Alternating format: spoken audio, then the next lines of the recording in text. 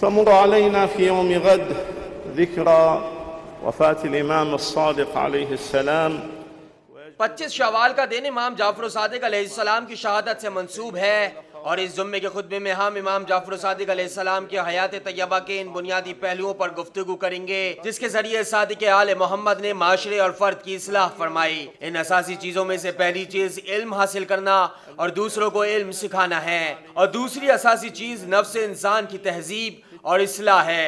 ہمیں احادیث شریف اور سیرت امام علیہ السلام میں نظر آتا ہے کہ یہ دونوں ایک دوسرے سے جڑی ہوئی ہیں۔ پہلی چیز جس سے امام علیہ السلام نے استفادہ حاصل کیا وہ علم ہے۔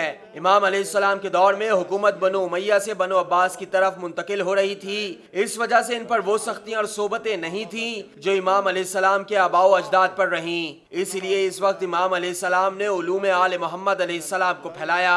امام علیہ السلام کے 4000 شاگرد تھے۔ اس سے یہ بات واضح ہو جاتی ہے کہ درسگاہ امام علیہ السلام میں علم کی اہمیت کیا تھی۔ عن المرتكز الثاني ألا وهو الاهتمام بالعلم وتعلم وبث۔ اور آج کے دور میں ہمارے پاس کوئی عذر نہیں ہے اگر ہم سے بروز قیامت پوچھا جائے کہ بعض اعمال کو صحیح طور پر انجام نہیں دیا یا بعض اعمال کو غلط انجام دیا، تو ہم یہ عذر نہیں پیش کر سکتے کہ ہم نہیں جانتے یا وسائل کی کمی اور کسی اور وجہ سے ہم نہیں جان سکتے تھے۔ آئمہ علیہ السلام نے جس چیز سے مسلمانوں کو ڈرایا اور اس سے بچنے کی تاکید کی وہ جہالت ہے۔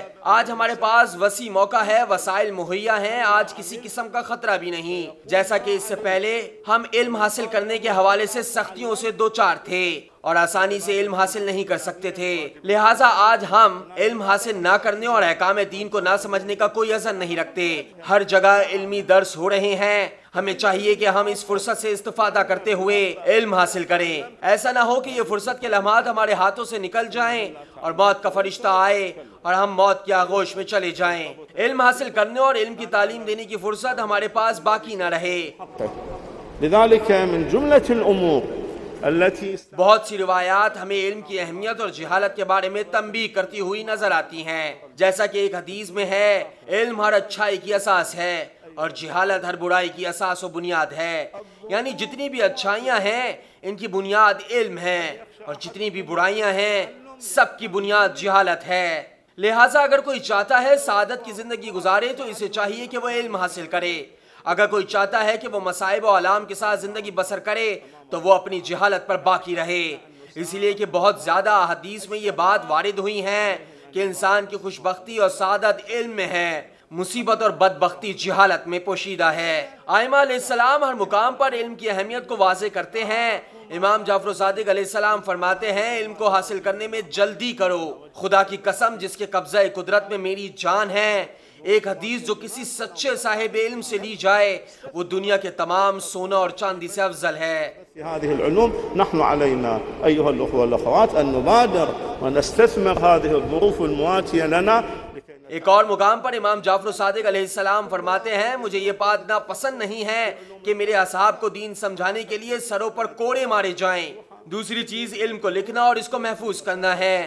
جہاں ہم اپنی دنیاوی ضروریات پر اتنا خرچ کرتے ہیں، ضروری ہے کہ ہمارے گھروں میں بھی ایک لائبریری ہو جس میں احکام دین، عقائد، سیرت اور تفسیر کے موضوع پر کتابیں موجود ہوں۔ ہم اس سے کہیں زیادہ پیسہ اپنے لباس اور کھانے پینے پر خرچ کرتے ہیں، ہم ہزاروں روپے اپنے لباس پر خرچ کرتے ہیں، جبکہ اگر دیکھا جائے تو کتابوں کی قیمت اس سے کم ہے، اور کتاب انسان کے لیے زندگی میں بھی فائدہ دیتی ہے اور آخرت کے لیے بھی صدقہ جاریہ ہے۔ لباس پر خرچ ہونے والی رقم ختم ہو جاتی ہے، جبکہ علم کے راستے میں خرچ ہونے والی رقم باقی رہتی ہے۔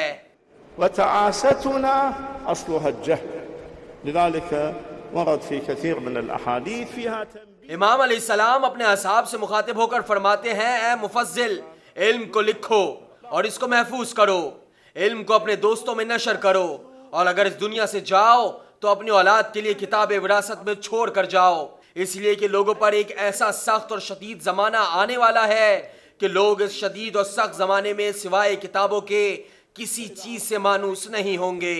علم کے ساتھ انسانوں کے پاس دو چیزوں کا ہونا بہت ضروری ہے، پہلی چیز اخلاق اور دوسری چیز ادب۔ اخلاق علم کے بغیر فائدہ نہیں دیتا اور علم اخلاق کے بغیر سود مند نہیں۔ امام جعفر صادق علیہ السلام فرماتے ہیں، اے مومن، علم و ادب دو قیمتی چیزیں ہیں، ان کو سیکھنے کے لیے کوشش اور جدوجہد کرو۔ جتنا تمہارے اندر دونوں چیزیں بڑھتی جائیں گی اتنا ہی تمہاری قیمت بڑھتی جائے گی۔ علم خدا کی طرف سے انسان کی ہدایت کرتا ہے اور ادب انسان کو خدا کی بارگاہ میں بہترین انداز میں عبادت کا طریقہ سکھاتا ہے۔ ادب کے ذریعے انسان خدا کا قرب حاصل کرتا ہے، نصیحت کو قبول کرتا ہے تاکہ عذاب سے نجات پا سکے۔ اگر ہم امام جعفر صادق علیہ السلام پر نگاہ کریں تو پتہ چلتا ہے کہ امام علیہ السلام نے تمام علوم کی ترویج و اشاعت کی، خواہ علم کیمیا ہو یا فیزیا، علم نبات ہو یا علم حیوان، علم فلکیات ہو یا خواہ وہ علم طب، ہر قسم کے علم کو امام علیہ السلام نے پھیلایا اور نشر کیا۔ لیکن اس کے ساتھ ہمیں نظر آتا ہے کہ امام علیہ السلام نے کثیر تعداد میں احادیث ارشاد فرمائی جو کہ اخلاق، تربیت نفس کی اہمیت ہمارے سامنے روشن کرتی ہیں اور اس کی اہمیت کو ہماری زندگی میں واضح کرتی ہیں۔ جہاں امام علیہ السلام نے دوسرے تمام علوم کو حاصل کرنے کی تاکید کی، وہاں امام علیہ السلام نے تربیت نفس پر بھی زور دیا، کیونکہ علم تہذیب نفس اور تربیت کے بغیر فائدہ نہیں دیتا بلکہ انسان کے لیے وبال بن جاتا ہے، معاشرے کو بھی نقصان پہنچاتا ہے۔ اگر انسان تربیت نفس سے آراستہ ہوگا تو اس کا فائدہ صرف اور صرف انسان کی ذات کو حاصل نہیں ہوگا بلکہ معاشرہ بھی اس سے مستفید ہو سکے گا۔